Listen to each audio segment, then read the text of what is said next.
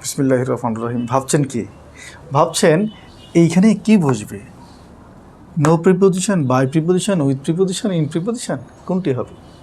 দেখেন তো, ভাবেন তো, পরেরটি দেখেন তো। এখানেও ইনটু নো প্রিপোজিশন। আমরা সেন্টেন্সগুলি একটু পড়ে দেখি।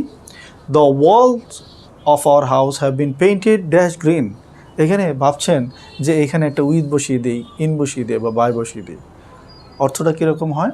আমাদের ওয়ালটা পেইন্টেড করা হয় কি দিয়ে? গ্রিন কালারের রং দিয়ে। তাহলে নিশ্চয়ই আমরা উইথ বসাতে চাইব, ইন বসাতে চাইব, কিন্তু দুঃখের বিষয় এখানে কোনোটাই বসবে না, বসবে নো প্রিপোজিশন। ভাবছেন কেন এরকম হলো? কেন এখানে প্রিপোজিশন বসলো না? আমরা উপরের শব্দগুলি একটু দেখি। এখানে দেখাচ্ছে discuss, describe, enter, emphasize, investigate, enter, meet, paint, reach, resign, resemble, border, answer, comprise এবং কম্পোজ। এই শব্দগুলি যখন থাকবে এগুলি হচ্ছে ট্রানজিটিভ শব্দ, মানে ট্রানজিটিভ ভার্ব। এরপরে অবশ্যই একটা অবজেক্ট থাকবে, আর অবজেক্ট যেহেতু থাকবে সুতরাং সেখানে প্রিপোজিশন থাকবে না। তার মানে এই শব্দগুলি থাকার কারণে এর পরবর্তীতে আপনার মনে হলেও যে মনে হচ্ছে যে একটি প্রিপোজিশন বসায়, কিন্তু তারপর বসাতে পারবেন না। আপনাকে মনে রাখতে হবে। তাহলে আমাদের এখানে নো প্রিপোজিশন হবে। পেইন্টেড উইথ বসানোর কথা, কিন্তু অর্থ অনুযায়ী উইথ হলেও আমরা এখানে উইথ বসাবো না। পরেরটা দেখি তো। ওয়েন উষাই এন্টার্ড ড্যাশ রুম। এন্টার্ড ছোটো থেকে আমরা শিখে আসছি entered into, the teacher entered into the room, কিন্তু জিনিসটা এক্স্যাক্টলি ভুল শিখেছি। আনসারটা হবে এন্টার দ্য রুম। তাহলে আপনাকে বুঝতে হবে যে এন্টার শব্দটা থাকার কারণে এটা যেহেতু ট্রানজিটিভ ভার্ব, সুতরাং এরপরে আপনি কোনো ধরনের প্রিপোজিশন বসাতে পারবেন না। যেমন আমরা যদি ছোট্ট একটি এক্সাম্পল দিয়ে দেখাই, we fly in the sky.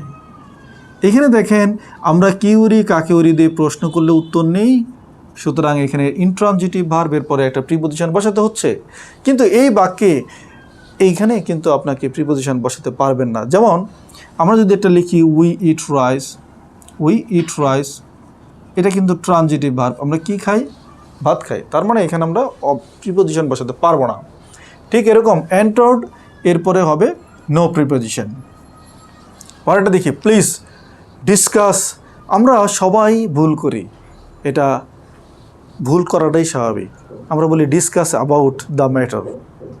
মুখে আমরা বলতে পারছি যে discuss about, discuss on, discuss over, এই শব্দগুলি ব্যবহার করতে করতে আমরা অভ্যস্ত, কিন্তু এই শব্দগুলি ভুল, এক্স্যাক্টলি ভুল। আপনাকে ডিসকাসের পরে কোনো প্রিপোজিশন বসাতে পারবেন না।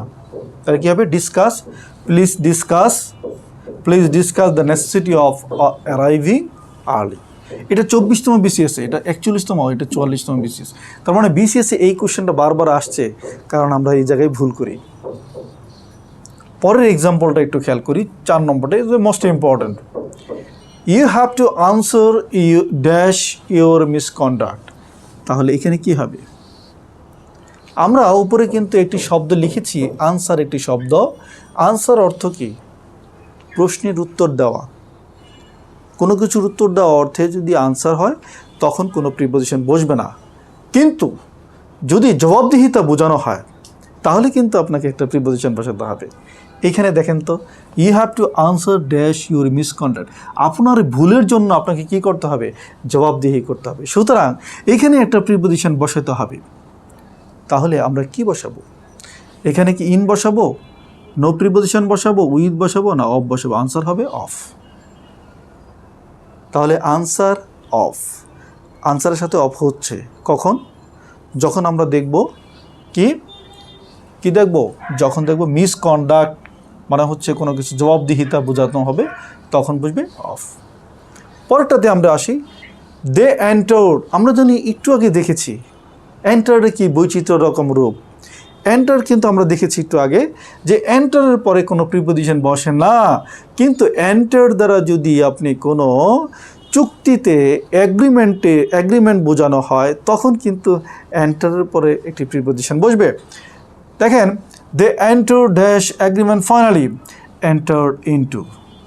তাহলে কিন্তু আমরা ছোটো থেকে শিখে আসছি কি এন্টার ইনটু দ্য রুম, ভুল। হবে কি এন্টার ইনটু অ্যান এগ্রিমেন্ট। পরেরটা দেখি আমরা carbon and oxygen dash carbon dioxide. তাহলে এখানে আমাদের মনে হচ্ছে যে এটা তো অবশ্যই প্লুরাল, দুইটা বিষয়, কার্বন আর একটা কি অক্সিজেন। যেহেতু প্লুরাল সুতরাং এর সাথে আমরা যদি ভার্ব বসাই ভার্বটা হবে প্লুরাল, সুতরাং এখানে ইস তো হওয়ার কোনো সুযোগ নেই। এরপরে অপশন হচ্ছে তিনটা, আর কম্পোস্ট, আর কম্পোজ, কম্পোজ অফ কম্পোজ। এখন এই শব্দগুলি যে কম্পোজ, এটা যদি অ্যাক্টিভ ভয়েস হয়, অ্যাক্টিভ ভয়েস হলে কম্পোজের পরে কোনো প্রিপোজিশন বসাতে পারবেন না। আর যদি প্যাসিভ ভয়েস হয় তাহলে অবশ্যই আপনি একটি প্রিপোজিশন বসাবেন। যদি এটা আমরা অ্যাক্টিভ ভয়েসের সেন্সে যদি বানাই তাহলে আর কম্পোস্ট অফ হবে আনসার। আর যেহেতু এটা অ্যাক্টিভ ভয়েস সুতরাং আনসার হবে কম্পোজ। কীরকম? Carbon dioxide, carbon and oxygen compose carbon dioxide. তার মানে কার্বন ডাইঅক্সাইড কে উৎপাদন করছে? কার্বন এবং অক্সিজেন। তাহলে বিষয়টা আমাদের কাছে ক্লিয়ার হয়ে গেছে। আশা রাখি আপনারা পরীক্ষায় এই জিনিসটা ভুল করবেন না। নিশ্চয়ই কোনো একটা পরীক্ষায় দেখবেন যে এখান থেকে কমন চলে আসছে।